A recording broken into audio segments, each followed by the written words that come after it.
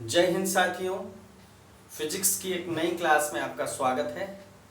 दोस्तों, फिजिक्स में हम लोग पढ़ रहे हैं ऊष्मा और ऊष्मागतिकी। आज हम जो पढ़ेंगे जो टॉपिक वो क्या है? ऊष्मा और ऊष्मागतिकी। ठीक है, बहुत ही महत्वपूर्ण टॉपिक है दोस्तों। ऊष्मा गतिकी, ठीक है। हीट एंड थर्मोडायनामिक्स, ठीक है।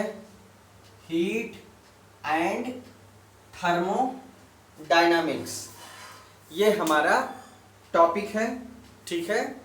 ये हमारा टॉपिक है दोस्तों। तो इसमें बहुत सारी ऐसी चीजें हैं इस टॉपिक में जो अलग अलग हैं, जिनसे सवाल पूछा जाता है। बहुत सारी चीजें हैं, तापमापी भी है, तापमान नापने के यंत्र। इसमें जो है बहुत सारे पैमाने भी हैं। केल्विन आप पढ़ते हैं, सेल्सियस पढ़ते हैं, फ़ारेनहाइट पढ़ते हैं।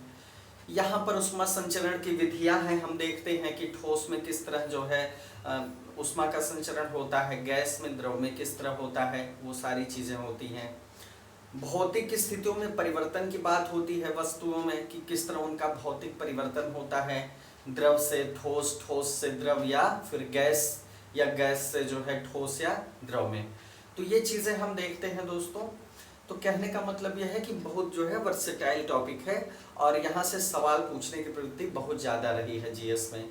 तो दोस्तों, इसको हम पढ़ेंगे, कुछ सवालों को देखेंगे, फिर हम टॉपिक को शुरू करेंगे, ठीक है।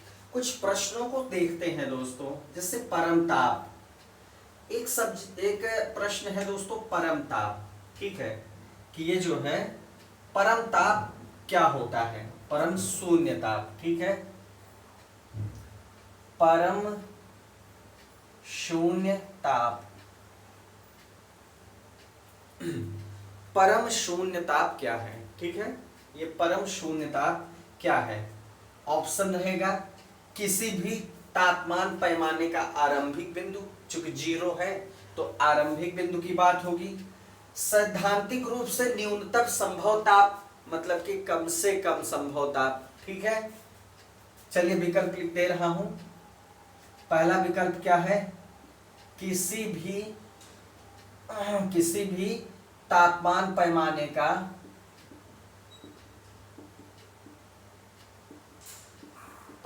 का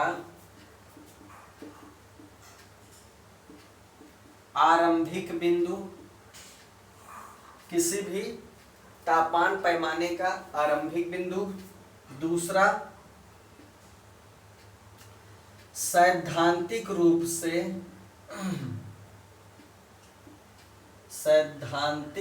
से न्यूनतम संभव ताप, न्यूनतम संभव ताप। तीसरी चीज जो होगी दोस्तों वो क्या होगी? विकल्प, वह तापमान जिस पर सभी द्रव पदार्थों के वाष्प जम जाते हैं। वह तापमान, ठीक है, जिस पर सभी द्रव पदार्थों के वाष्प, जिस पर सभी द्रव पदार्थों के वाष्प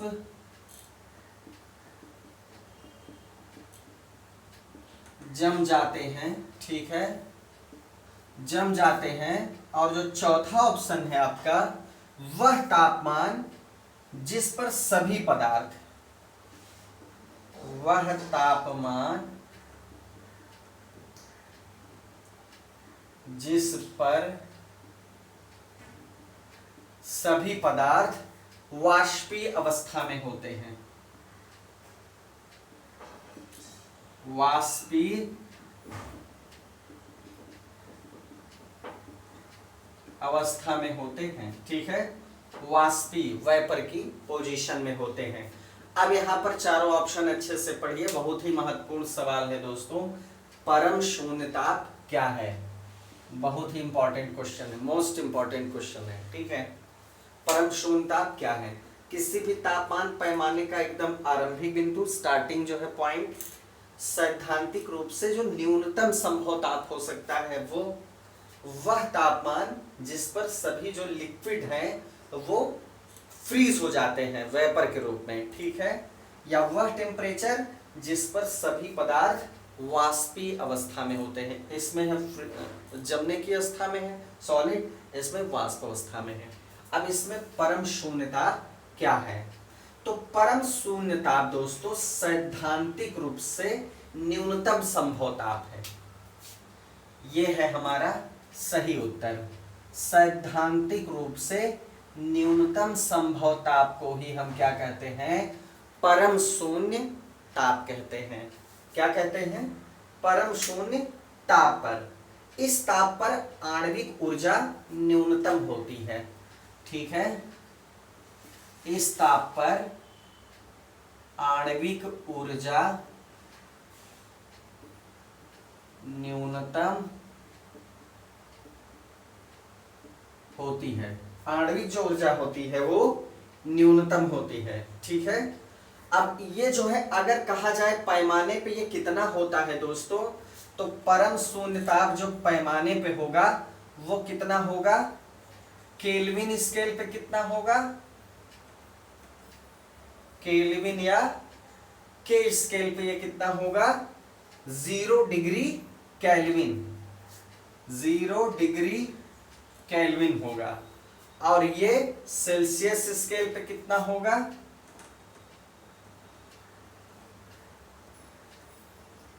सेल्सियस स्केल पे कितना होगा? -273.15। ये कितना होगा? -273.13 पॉइंट डिग्री सेंटीग्रेड। ये माइनस होगा, ठीक है, -273.13 या 273.15 सेंटीग्रेड, ठीक है। ये होगा हमारा परम शून्य ताप। -273.15 डिग्री सेंटीग्रेड या केल्विन में हम कह सकते हैं 0 डिग्री केल्विन। ये क्या है? परम शून्य ताप है, ठीक है। क्लियर हुआ? बहुत ही इंपॉर्टेंट प्रश्न है। चलिए हल किया आपने। अब ये जो है हम टॉपिक में देखेंगे दोस्तों, टॉपिक पे आएंगे और देखेंगे इस तरह की बहुत सारी चीजों को जो परीक्षाओं के लिए बहुत महत्वपूर्ण है, ठीक है। आइए दोस्तों सीधे टॉपिक पे चलते हैं। हम अपने टॉपिक पे बढ़ते हैं आगे।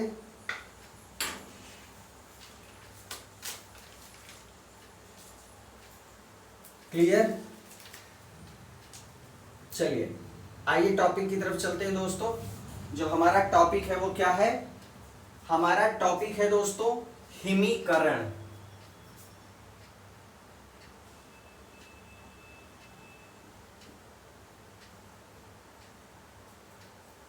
हमारा टॉपिक क्या है? हमारा टॉपिक है हिमीकरण, ठीक है। अब हिमीकरण मतलब क्या होता है? हिम मतलब आइस होता है, तो ये आइस से संबंधित बात है, जमाने से संबंधित बात है, फ्रीजिंग से बात है। ये हिमीकरण मतलब फ्रीजिंग कह सकते हैं आप। क्या? फ्रीजिंग।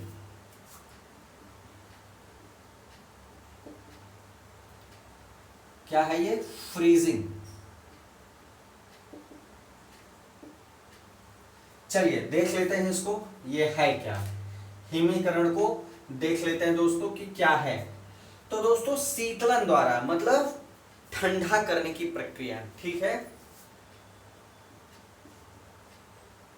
शीतलन मतलब ठंडा करना, ठीक है, कि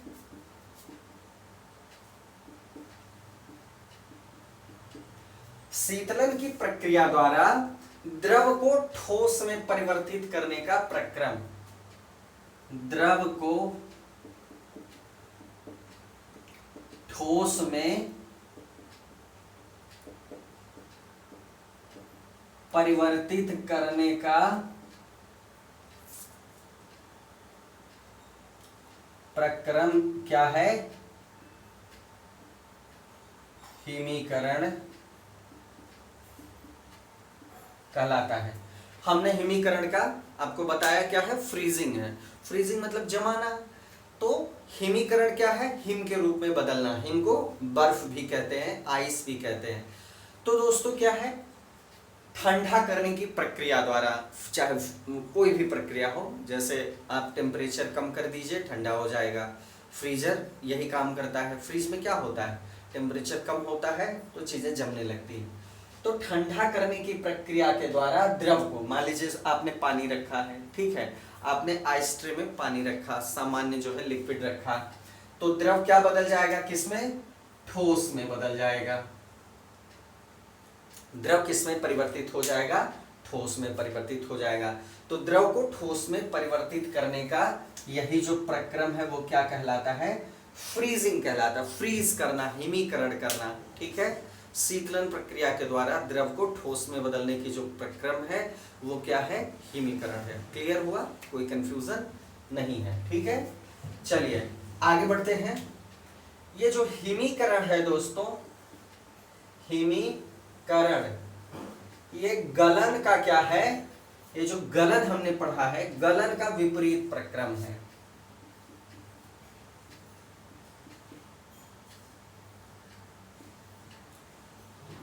गलन का क्या है, विपरीत प्रक्रम है, मतलब उल्टी प्रक्रिया है गलन की, ठीक है।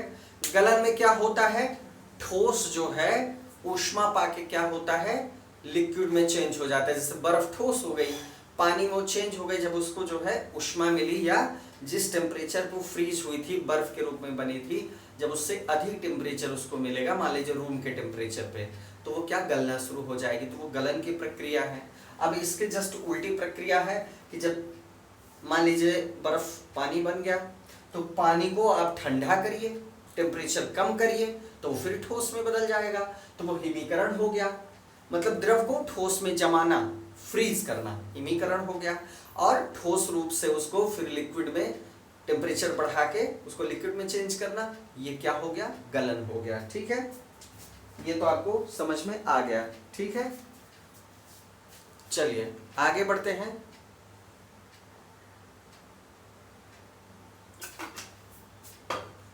आगे बढ़ते हैं दोस्तों। तो इसलिए द्रव का जो हिमांक होगा,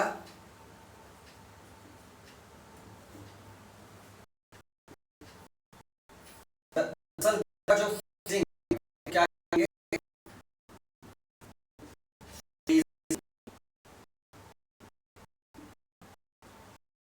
जो फ्री पॉइंट होगा दोस्तों, वो होगा ठोस का गलनांक बराबर क्या होगा, ठोस का गलनांक, मतलब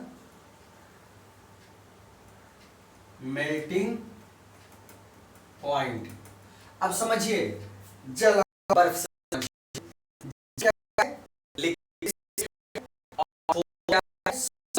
है, पदार्थ एक ही है। तो द्रव का हिमांक मतलब पानी का जो जमने का बिंदु होता है वो, और जो ठोस का गलने का बिंदु होता है, दोनों एक ही होता है। उसके आगे जैसे ही आप बढ़ेंगे, चाहे वो टेम्परेचर कम करने की तरफ बढ़ेंगे, तब क्या होगा, द्रव ठोस में बदल जाएगा, पानी बर्फ में बदल जाएगा। और ठोस को जो है जीरो से टेम्परेचर बढ़ाएंगे, जैसे जीरो से टेम्परेचर को बढ़ाते हैं तो ठोस लिक्विड में बदलने लगता है, मतलब बर्फ पानी में बदलने लगता है। और पानी को 0 डिग्री से नीचे ले जाते हैं, माइनस में ले जाते हैं, जैसे ही ले जाते हैं वैसे वो बर्फ में बदल जाता है। तो दोनों का जो पॉइंट होता है दोस्तों, चाहे वो द्रव का हिमांक कहें, फ्रीजिंग पॉइंट, या ठोस का गलने का बिंदु कहें, गलन बिंदु कहें, दोनों क्या होता है, एक होता है। इसका मतलब क्या हुआ कि बर्फ ठोस है, तो बर्फ का गलनांक बराबर जल का हिमांक बराबर 0 डिग्री सेंटीग्रेड, बराबर 0 डिग्री सेंटीग्रेड। गलनांक हमने पढ़ा है, तो गलनांक 0 डिग्री सेंटीग्रेड है, हिमांक भी 0 डिग्री सेंटीग्रेड हो जाएगा, हिमांक भी 0 डिग्री सेंटीग्रेड हो जाएगा। ठीक है, एकदम क्लियर हुआ, किसी तरह का कोई कंफ्यूजन नहीं होना चाहिए, एकदम सरल तरीके से समझ रहे हैं हम लोग। चलिए, हमने गलनांक भी देख लिया अच्छे से, हमने हिमांक भी देख लिया। ठीक है, अब हमें देखना है एक बहुत ही महत्वपूर्ण टर्म, ये क्या है? गुप्त ऊष्मा। बहुत ही महत्वपूर्ण है दोस्तों परीक्षा की दृष्टि से। गुप्त ऊष्मा ये क्या है? जब किसी पदार्थ को ऊष्मा दी जाती है तो सामान्य सी बात है, उसके ताप में वृद्धि होती है। ठीक है, उसके ताप में क्या होती है? वृद्धि होती है। हालांकि पदार्थ की भौतिक अवस्था परिवर्तित करने के लिए जब ऊष्मा दी जाती है, जब उसकी भौतिक अवस्था को परिवर्तित करने के लिए ऊष्मा दी जाती है, तब उसकी अवस्था में परिवर्तन नहीं होता, तब उसको ऊष्मा नहीं मिलती। ठीक है, तब उसके ताप में वृद्धि नहीं होती। मतलब आप ऐसे समझिए कि सामान्यतः जब किसी पदार्थ को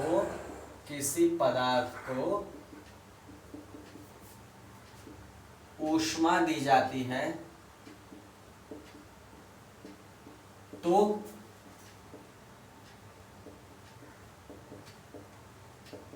उसके ताप में क्या होती है?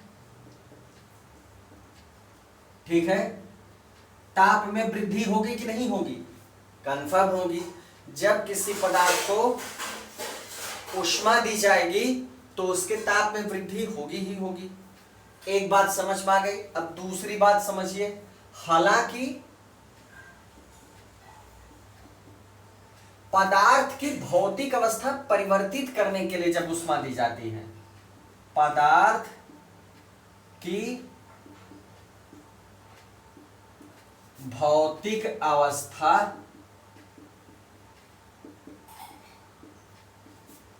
परिवर्तित करने के लिए ऊष्मा दी जाती है तो उसके ताप में वृद्धि नहीं होती। जब उसकी स्टेट चेंज करने के लिए, चाहे सॉलिड से लिक्विड हो, लिक्विड से सॉलिड हो, जब उसके लिए उसको ऊष्मा दी जाती है परिवर्तित करने के लिए, उसकी भौतिक अवस्था को परिवर्तित करने के लिए ऊष्मा दी जाती है, तब वो उसके ताप में वृद्धि नहीं होती, क्योंकि वो किसमें जो है यूज हो जाती है? उसकी भौतिक अवस्था के परिवर्तन में। समझने का प्रयास करें, दोनों दो बातें हैं। अगर भौतिक अवस्था परिवर्तित नहीं होगी तो केवल उसके ताप में वृद्धि होगी। अगर भौतिक अवस्था परिवर्तित होगी तब क्या होगी? उसके ताप में वृद्धि नहीं होगी। ठीक है, ताप में वृद्धि नहीं होगी। अर्थात का मतलब क्या है? परिवर्तित करने के लिए जो ऊष्मा है वो ऊष्मा। ठीक है, अर्थात हम कह सकते हैं क्या? परिवर्तित करने के लिए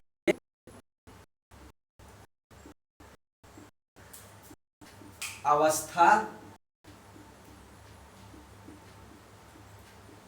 परिवर्तित करने के लिए दी गई ऊष्मा, पदार्थ की अवस्था परिवर्तित करने के लिए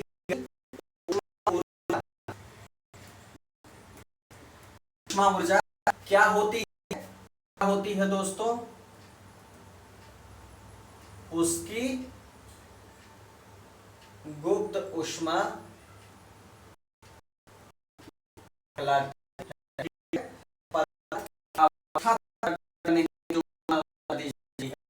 तो क्या वो में नहीं है कि इसमें है भौतिक अवस्था परिवर्तन के लिए। भौतिक अवस्था परिवर्तन नहीं तो ताप में वृद्धि होगी, और अगर भौतिक अवस्था में परिवर्तन होगा उष्मा से तो ताप में वृद्धि नहीं होगी, लेकिन भौतिक अवस्था में परिवर्तन हो जाएगा। इसलिए ये उष्मा क्या होगी, ताप में वृद्धि नहीं करी, खो गई, तो ये खोने वाली उष्मा क्या होती है, गुप्त उष्मा होती है। ये जो छिपी हुई उष्मा होती है, ठीक है, क्या होती है, छिपी हुई उष्मा या गुप्त उष्मा, ठीक है। बात समझ में आई। अब गुप्त उष्मा दोस्तों दो प्रकार की होती है।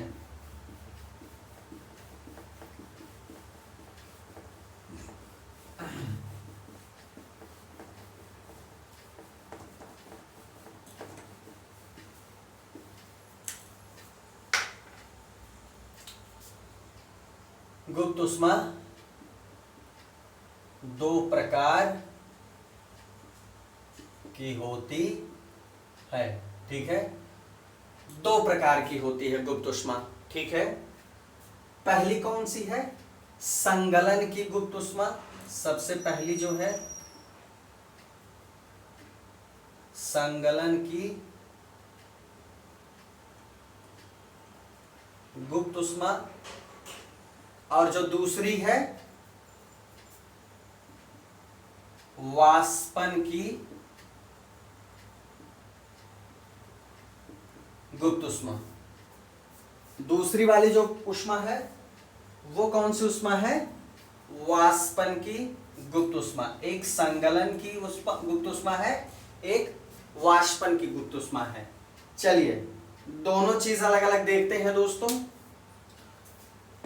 दोनों चीजों को हम अलग अलग देखेंगे, संगलन की गुप्त उष्मा क्या है और वाष्पन की गुप्त उष्मा क्या है, ठीक है।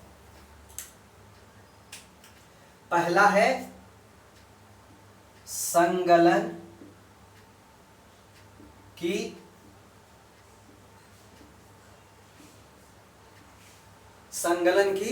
गुप्त उष्मा, ठीक है। आइए देखते हैं संगलन की गुप्त उष्मा।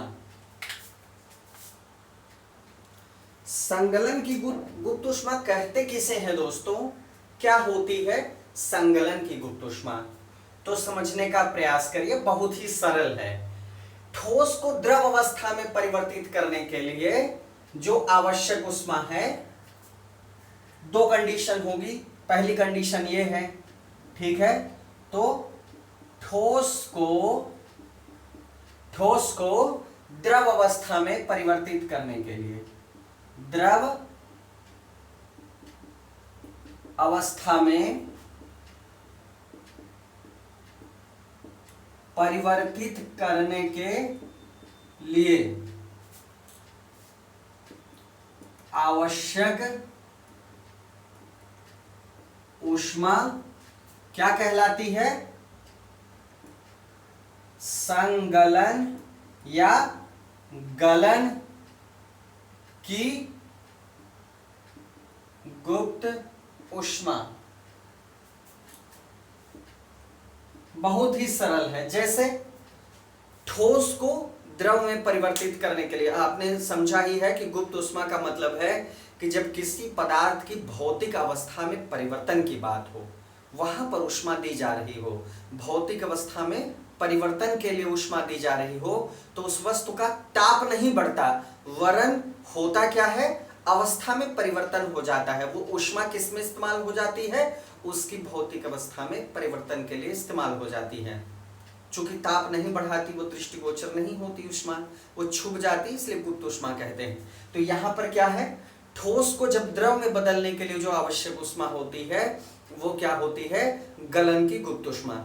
ठोस जब द्रव में बदलेगा तो क्या होगा, गलन ही होगा ना, मेल्ट होगा। इसका मतलब ये जो है किसकी गुप्त ऊष्मा है, गलन की गुप्त ऊष्मा है या संगलन की गुप्त ऊष्मा है। जैसे बर्फ है, बर्फ जो है एक निश्चित टेम्परेचर पे जो है बर्फ बनता है पानी से, मतलब कम टेम्परेचर 0 डिग्री से कम टेम्परेचर पे बर्फ बन जाता है पानी।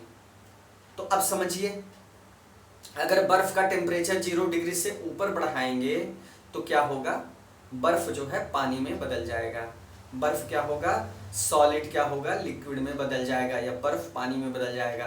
तो इसके लिए जो आवश्यक ऊष्मा की आवश्यकता पड़ती है, यही है संगलन की गुप्त ऊष्मा। क्लियर। चलिए समझ में आ गया। यह है संगलन की गुप्त ऊष्मा। तो बर्फ के संगलन की गुप्त ऊष्मा क्या होगी?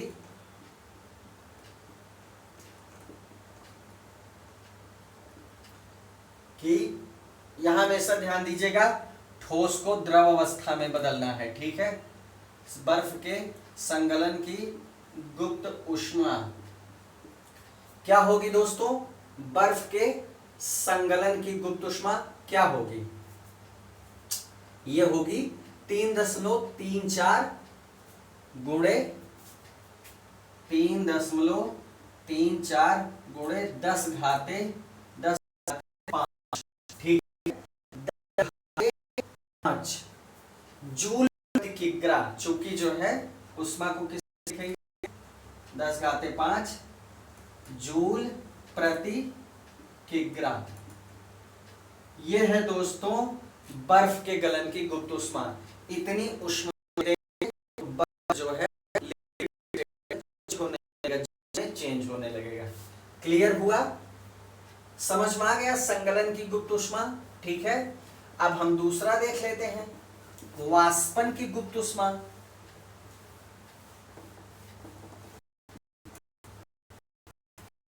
अब गुप्त ऊष्मा दूसरा प्रकार देख लेते हैं।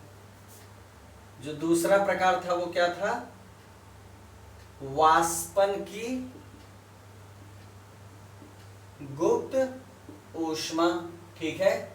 वाष्पन की गुप्त ऊष्मा, यह भी बहुत सरल है। अब वाष्प किससे बदलता है? वाष्प में परिवर्तन किस स्टेट से होता है? लिक्विड से होता है, द्रव से होता है? बस सिंपल है। द्रव को वाष्प में परिवर्तित करने के लिए, ठीक है, द्रव को वाष्प में परिवर्तित करने के लिए आवश्यक ऊष्मा की मात्रा, ठीक है। द्रव को वाष्प में परिवर्तित करने के लिए, लिक्विड को वेपर में, ठीक है, लिक्विड को वेपर में जो है बदलने के लिए जो आवश्यक ऊष्मा की मात्रा होती है वह क्या कहलाती है? वाष्पन की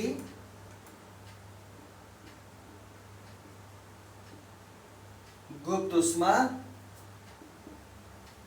कहलाती है, ठीक है। वो क्या होती है? वाष्पन की गुप्त ऊष्मा होती है। बिल्कुल सरल है। गलन की ऊष्मा जो है क्या होती है? गुप्त ऊष्मा। ठोस में, ठोस से जो है लिक्विड में बदलने के लिए ऊष्मा की मात्रा। और ये जो वाष्पन की होती है, तो वाष्प किससे बनेगा? द्रव से बनेगा। तो द्रव से वाष्प में बदलने के लिए आवश्यक ऊष्मा की मात्रा वाष्पन की गुप्त ऊष्मा होती है, ठीक है। बिल्कुल क्लियर हो गया। अब जल, चूंकि जल लिक्विड है तो हम जल की वाष्पन की गुप्त ऊष्मा देखेंगे, जैसे हमने बर्फ की गलन की गुप्त ऊष्मा देखी थी, ठीक है। आइए देखते हैं जल के वाष्पन की गुप्त ऊष्मा। जल के वाष्पन की गुप्त ऊष्मा। जल के वाष्पन की गुप्त ऊष्मा कितनी होती है? 22.5 गुणे 10 घाते 5, ठीक है, जूल प्रति किग्रा, प्रति किग्रा। 22.5 या 22.5 गुणे 10 घाते 5 जूल प्रति किग्रा। अगर हम गुप्त ऊष्मा देते हैं तो जल क्या हो जाएगा? वाष्प में बदल जाएगा। किस में बदल जाएगा? वाष्प में बदल जाएगा। क्लियर हुआ? ठीक है, चलिए क्लियर हुआ दोस्तों।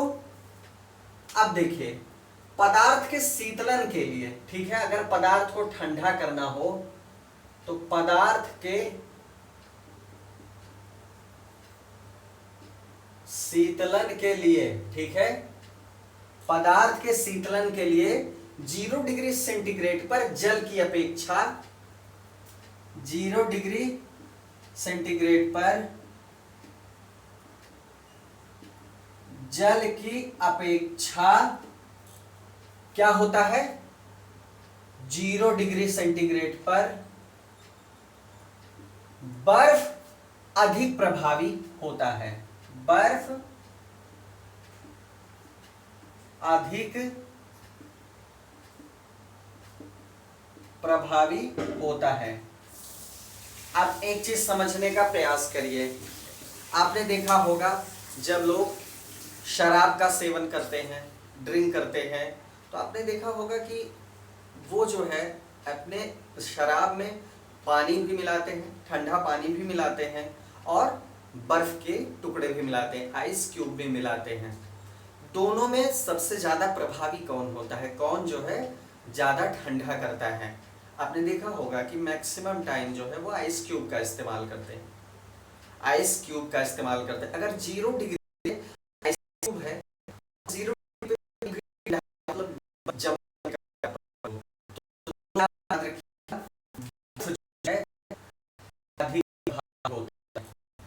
पानी के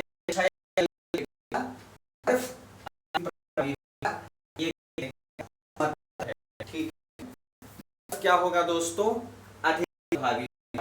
इसका कारण क्या है, इस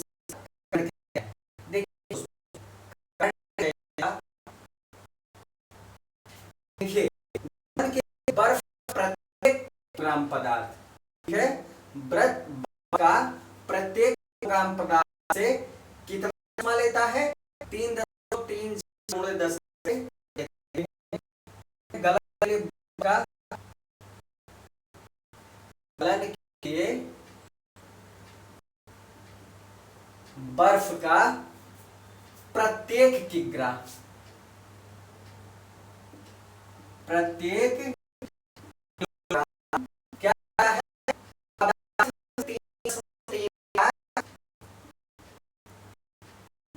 पदार्थ से 3 4 10 किलोग्राम प्रति जूल, यही हमने देखा, ठीक है, 3.34 प्रति किलोग्राम, ठीक है, इतना जूल गुप्त ऊष्मा, ठीक है। तो इसको यहां पर कह सकते हैं कि 3.34 गुणे 10⁵ जूल ऊष्मा लेता है। मतलब हर किलोग्राम, जितना भी किलोग्राम है, प्रत्येक किलोग्राम पदार्थ से कितना जूल ऊष्मा लेता है, 3.34 गुणे 10⁵ जूल ऊष्मा लेता है, ठीक है। इस कारण क्या करता है,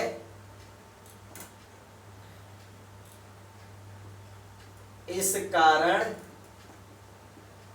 पदार्थ को अधिक ठंडा करता है, ठीक है, पदार्थ को अधिक ठंडा करता है। बर्फ जब भी गलेगी तो प्रति किलोग्राम के हिसाब से आप समझिए गलन के लिए गुप्त ऊष्मा की आवश्यकता पड़ेगी। 3.34 गुणे 10⁵ हमने देखा कि बर्फ के गलन की गुप्त ऊष्मा क्या है, 3.34 गुणे 10⁵ जूल प्रति किलोग्राम। मतलब हर किलोग्राम पदार्थ जो है अगर बर्फ का गलेगा तो उसके लिए इतनी जूल ऊष्मा इस्तेमाल होगी। तो इसका मतलब ये पदार्थ से अधिक ऊष्मा लेता है, इसलिए पदार्थ को जब ऊष्मा लेगा तो जाहिर सी बात है वो ठंडा हो जाएगा, उसका शीतलन हो जाएगा। तो इसलिए पदार्थ को और अधिक ठंडा करता है, हर किलोग्राम के हिसाब से इतनी ऊष्मा लेता है। क्लियर हुआ? चलिए, यह आपने समझा गुप्त ऊष्मा का टॉपिक, ठीक है। बात समझ में आई कि किस तरह जो है बर्फ ज्यादा प्रभावी है। बर्फ क्या करती है, हर किलोग्राम पे 3.34 गुणे 10⁵ जूल गुप्त ऊष्मा उस पदार्थ से लेती है जिसको ये ठंडा करती है। तो जाहिर सी बात पदार्थ की ऊष्मा का ह्रास होगा तो पदार्थ अच्छे से प्रभावशाली ढंग से ठंडा होगा, ठीक है। क्लियर हुआ? तो दोस्तों आज के टॉपिक में इतना ही। उम्मीद है आपको सारी चीजें बेहतर समझ में आई होंगी। तो दोस्तों आगे मिलेंगे, आगे हम और चीज़ों को देखेंगे, ठीक है। बहुत ही महत्वपूर्ण टॉपिक है, इससे जुड़े सवाल आप देखेंगे तो अपने आप आपको पता चल जाएगा किसका कितना रिलीवेंस है जीएस में। ठीक है, तो दोस्तों मिलते हैं अगले वीडियो में अगली चीज़ों के साथ, अगले फैक्ट्स और अगले डेटा के साथ। तब तक के लिए दोस्तों जय हिंद जय भारत।